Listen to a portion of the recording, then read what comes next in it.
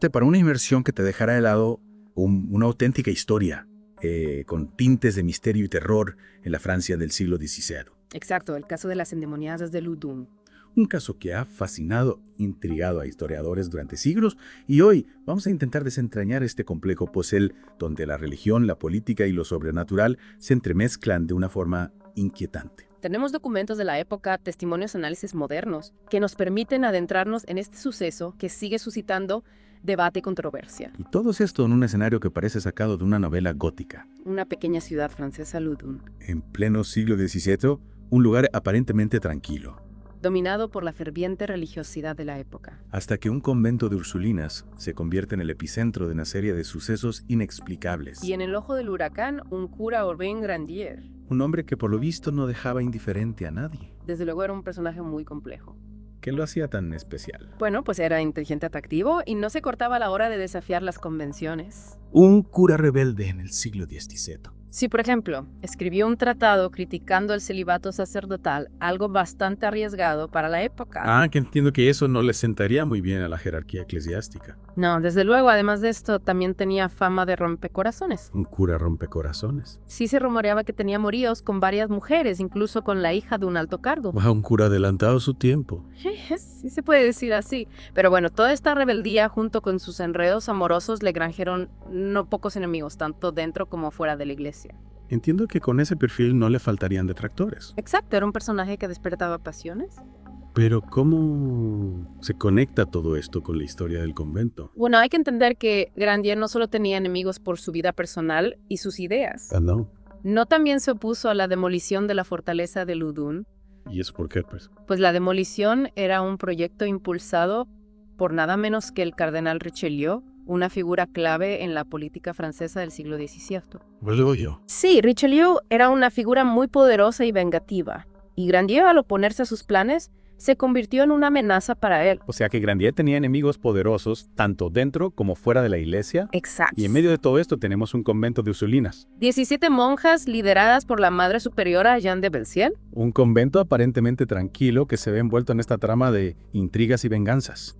Y hay un dato curioso sobre este convento. Jeanne de Belciel, la madre superiora, había solicitado a Grandier que fuera el confesor del convento. ¿Y qué pasó? Pues lo rechazó. Rechazó ser confesor. Sí, Eso sí que es extraño. ¿sabemos por qué? Las razones no están del todo claras. Algunos historiadores creen que Grandier ya presentía la tormenta que se avecinaba y no quería verse involucrado en los asuntos del convento. Otros piensan que simplemente no quería el cargo. Sea como sea, esa negativa de Grandier dejó el camino libre para que otro personaje entrara en escena. Sí, el canónigo Mignon, un rival de Grandier que asumió el puesto de confesor. Mignon, otro personaje clave en esta historia, y por lo que parece no era precisamente un aliado de Grandier. No para nada. Mignon era uno de los principales detractores de Grandier y aprovechó cualquier oportunidad para desacreditarlo. Y a partir de aquí la historia da un giro inesperado y se adentra en el terreno de lo sobrenatural. Sí, a partir del otoño de 1632, las monjas del convento comenzaron a experimentar fenómenos extraños. ¿Qué tipo de fenómenos? Visiones, convulsiones, comportamientos fuera de lo normal.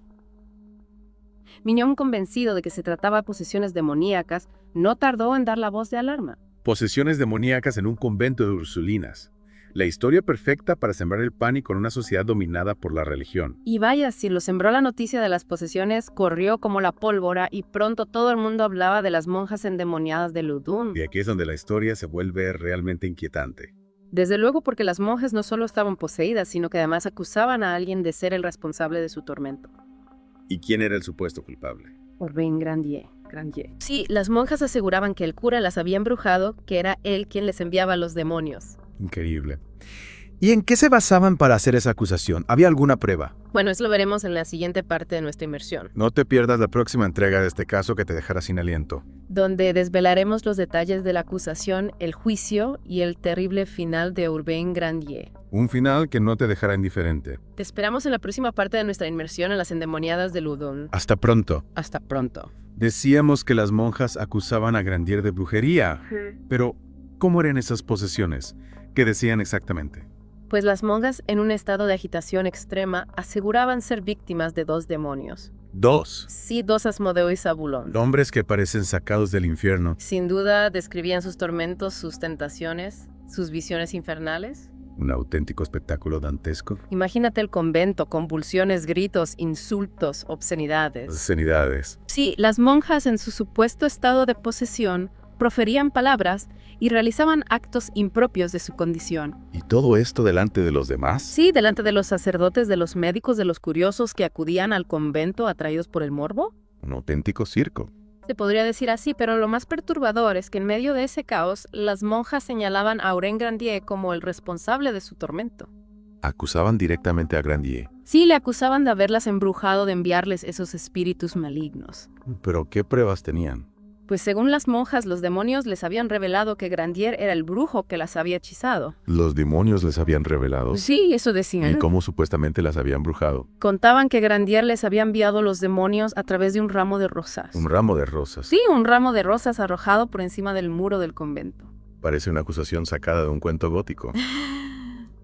Lo parece, pero en aquella época la brujería era una realidad aterradora y un ramo de rosas podía ser visto como un objeto diabólico. Pero nadie dudó de la veracidad de las posesiones. No había otras posibles explicaciones. Claro que las había. ¿Cómo cuáles? Algunos médicos apuntaban a la histeria colectiva como posible causa, otros hablaban de algún tipo de envenenamiento. ¿Envenenamiento?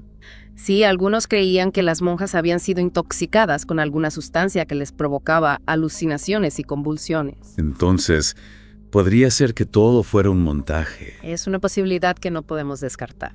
Pero ¿quién estaría detrás de un montaje así? Los enemigos de Grandier, por supuesto. Ñón. Mignon, sin duda, aprovechó la situación para desacreditar a Grandier ante la comunidad. Pero Mignon no era tan poderoso como para orquestar algo así a gran escala, ¿no? Cierto, pero no olvidemos que Grandier también tenía enemigos en las altas esferas. Richelieu. Exacto. Richelieu, recordemos que Grandier se había opuesto a la demolición de la fortaleza de Loudun, un proyecto impulsado por el propio cardenal. Y Richelieu no era precisamente conocido por su clemencia. No, desde luego, Richelieu era un hombre implacable y vengativo. Entonces, si juntamos el odio de Mignon, la sed de venganza de Richelieu y la histeria colectiva de las monjas, tenemos todos los ingredientes para una auténtica tragedia. Y vaya, si lo fue la supuesta posesión demoníaca, se convirtió en un arma política que se utilizó para destruir a Oren Grandier.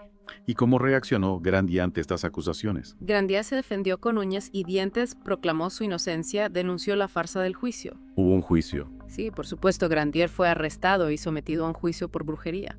¿Y cómo fue ese juicio? ¿Se presentaron pruebas? Bueno, eso lo veremos en la siguiente parte de nuestra inmersión. No te pierdas el desenlace de esta historia llena de misterio, intriga y terror. Un caso que nos recuerda que a veces la realidad puede ser más aterradora que la ficción. En la parte anterior nos quedamos en el juicio a Grandier, ¿verdad? Sí, un juicio que, como decíamos, estuvo marcado por la histeria colectiva y las acusaciones infundadas. Y por la sombra del cardenal Richelieu.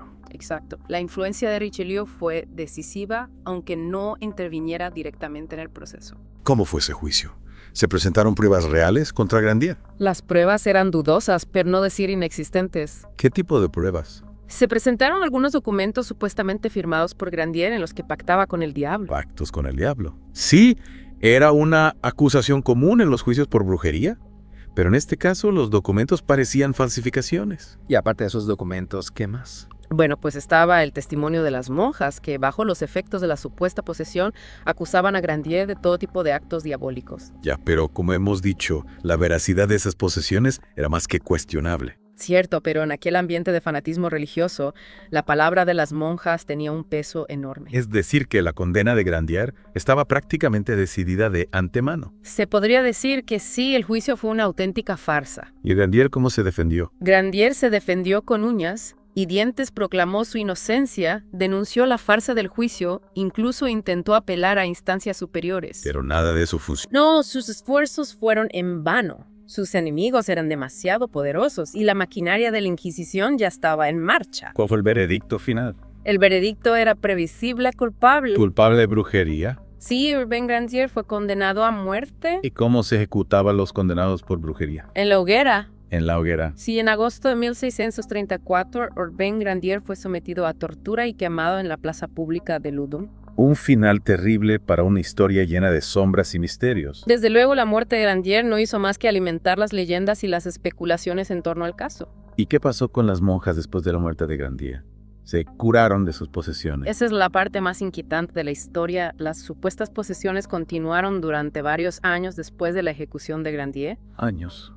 Sí, algunas monjas incluso aseguraban que el espíritu de Grandier seguía atormentándolas desde el infierno. Es increíble, parece que la muerte de Grandier no hizo más que aumentar la histeria colectiva. Se podría decir que sí, el caso de las endemoniadas de Loudun es un ejemplo perfecto de cómo el miedo, la superstición y la manipulación pueden crear una realidad distorsionada. Un caso que nos recuerda la importancia de la razón, la justicia y el pensamiento crítico. Y que nos invita a reflexionar sobre los peligros del fanatismo y la intolerancia. Sin duda este caso nos deja con muchas preguntas sin respuesta. Y con una sensación de inquietud que perdura a través de los siglos. Esperamos que esta inmersión en las profundidades de las endemoniadas de Loudun te haya resultado tan fascinante como nosotros. Un caso que nos muestra el lado oscuro de la historia y la fragilidad de la condición humana. Te invitamos a seguir investigando, a leer las fuentes originales, a sacar tus propias conclusiones. Y a no olvidar que a veces la realidad puede ser más extraña y aterradora que cualquier ficción. Gracias por acompañarnos en esta inmersión. Ha sido un placer compartir este misterio contigo.